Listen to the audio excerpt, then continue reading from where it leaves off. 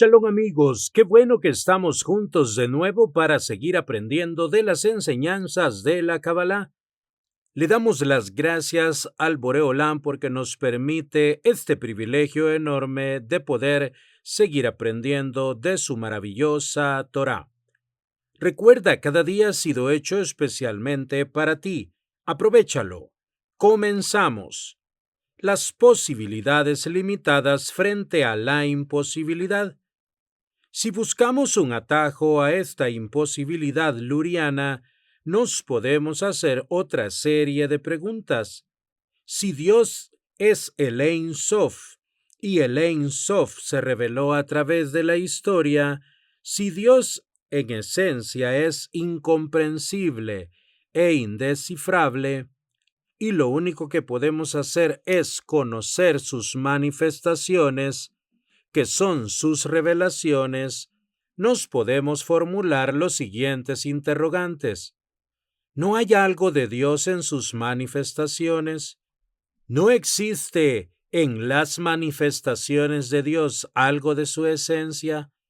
¿No hay algo de los padres en los hijos? ¿No existe un ADN de Dios en toda la creación?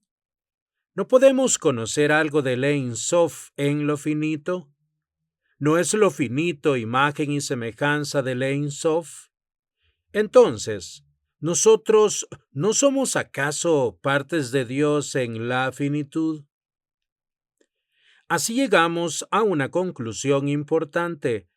La única posibilidad teológica del judaísmo es la antropología.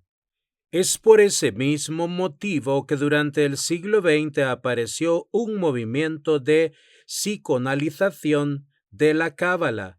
Si gran parte de los fundadores del psicoanálisis fueron judíos, ¿no podemos considerar que la mística judía fue el motor oculto para la creación del psicoanálisis? Porque para el judaísmo toda teología es imposible. La pretensión de la teología es el estudio de Dios, y como es imposible estudiarlo en su esencia, podemos afirmar sin lugar a equivocarnos que la teología judía no existe. Si denominamos teología judía al estudio de las manifestaciones de Dios, podemos decir que toda teología judía es fenomenológica.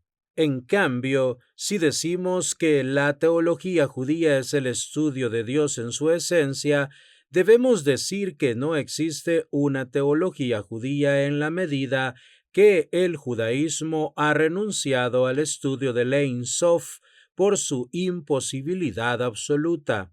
Si nosotros nos conocemos a nosotros mismos, estamos conociendo los fragmentos manifestados de Dios, pero condicionados por dos factores fundamentales, el tiempo y el espacio, y por lo tanto condicionados por el factor causal del que surgen estos dos condicionantes, el movimiento. Así las cosas. Si conocemos cómo funcionan estas variables, podemos trabajar dentro de nuestras investigaciones en dos niveles. De este modo podemos acceder a comprender mejor la realidad existencial. Cuando estudiamos en un nivel Aleph, trabajamos sobre el campo de la infinitud del Ein Sof, eterno e ilimitado. Y cuando trabajamos con sus fragmentos, tenemos que insertar la condición del movimiento que genera el tiempo y el espacio, Bet. Podríamos decir que el verdadero trabajo del judío dentro de la historia es vivir dentro de estos dos sistemas de forma simultánea, porque ambos son reales en sus respectivos campos. El judío vive dentro y fuera del tiempo.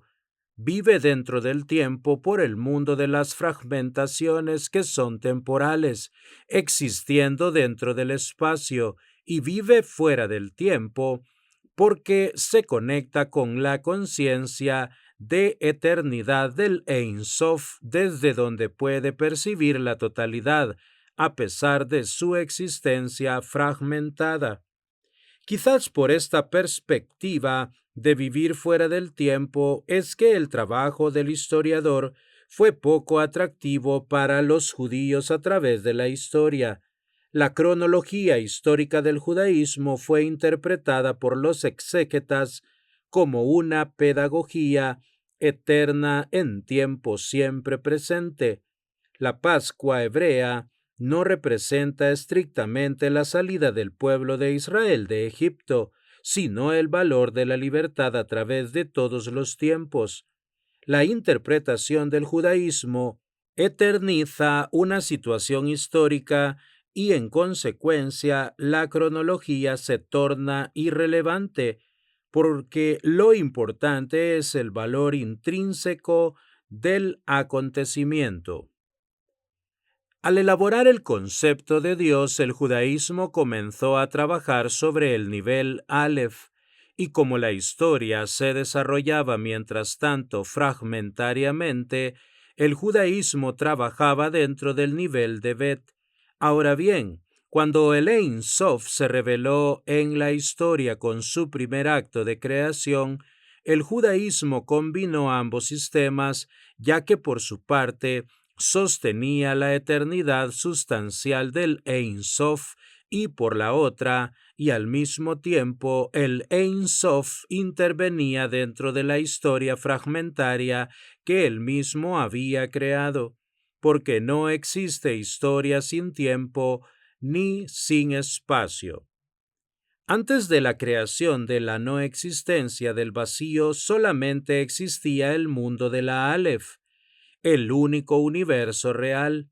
Con la creación se manifestó el mundo de la Bet. Desde entonces vivimos en dos sistemas de forma simultánea. No podemos negar la materialidad del mundo de la Bet, porque como fragmentos que somos, hemos sido creados dentro de la creación material, como no podemos negar la energía raigal del mundo de la Aleph. La negación del mundo de la Aleph nos lleva a la oscuridad de una existencia biológica sin sentido, y la negación de la Bet nos puede llevar a renunciar a nuestra identidad y a la locura.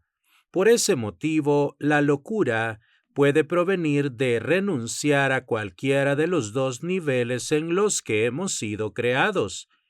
Acercarnos al Ein Sof de modo tal que la luz nos destruya en nuestra identidad es la locura del mundo de la Aleph. Por otra parte, acercarnos al vacío inferior y alejarnos del Ein Sof de modo que no tenga sentido nuestra existencia es la locura del mundo de la Bet. El mundo de la Aleph nos otorga de forma exclusiva la conciencia de que en realidad no somos nada. El mundo de la Bet nos otorga la conciencia de que en realidad somos lo único que existe. La posibilidad de lograr una conciencia que penetre simultáneamente en ambos mundos es el objetivo del misticismo judío. Una pregunta importante que nos puede llevar a lograr una respuesta satisfactoria es: ¿por qué Dios redujo su mensaje al texto de la Torá? Recuerdo que mi amigo, el gran pensador judío argentino Carlos Nachman Escudé, que en un programa de televisión dijo, en su época de agnosticismo, que Dios no podía estar contenido dentro de un libro, y el rabino Goldman respondió, en aquel momento, este hombre es el único que cree en Dios. Esta pregunta se podría responder hipotéticamente con otra pregunta. ¿Por qué Dios redujo su creación a esta creación dentro del vacío? En realidad, porque si no existe reducción de lo infinito a lo finito, no existe creación fuera del Ein Sof. Amigos, hasta aquí la lectura de este día. Hashem bendiga la obra de sus manos, el Boreolán mande Parnasá Tová a sus mesas tanto espiritual como materialmente, y que la luz de la Torá ilumine sus rostros. Hasta la próxima con la ayuda del Boré Olam.